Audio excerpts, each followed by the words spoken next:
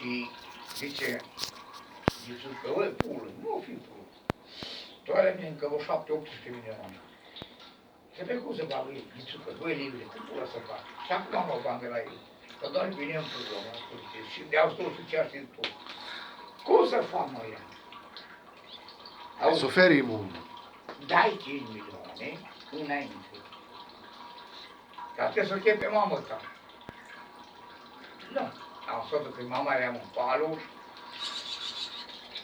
Zic, mamă, vei Ghițucă, au zis să merg mână dimineața în casa să plătească amenda al Nicușor, dar nu tot.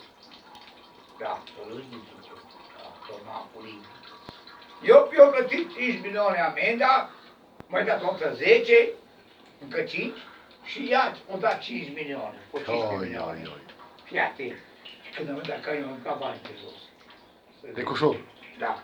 Cum ți-o? Ia-ți banii de dracu. 5 milioane. Da, 10 milioane de pula. Nu ți-o mai dat. Nu. Bă, cine e și ăla, mă? Da! Am început să plâng și... Am început banii cu Bistițeanca și cu Gheorghe la Angelă. Păi da, da, da. Și-o. S-au bătut-o pe Tupurlaica, că au bătut geamurile, i-au bătut instalația la Tupurlaica și i-au dat amendă.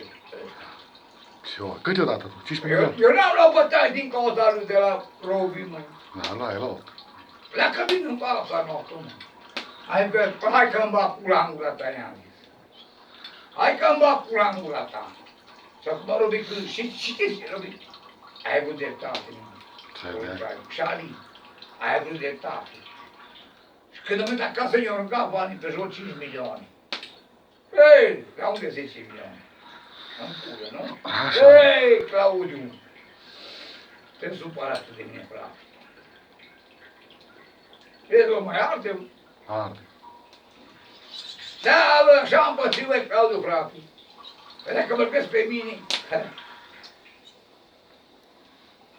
De pula mea. Eu am tras-o tare, bă, cu decolul ăsta, cu handicapatul. Ai tras cu handicapatul. Când e beare, mai e normal, mă. Mai e normal, mă. De pula mea.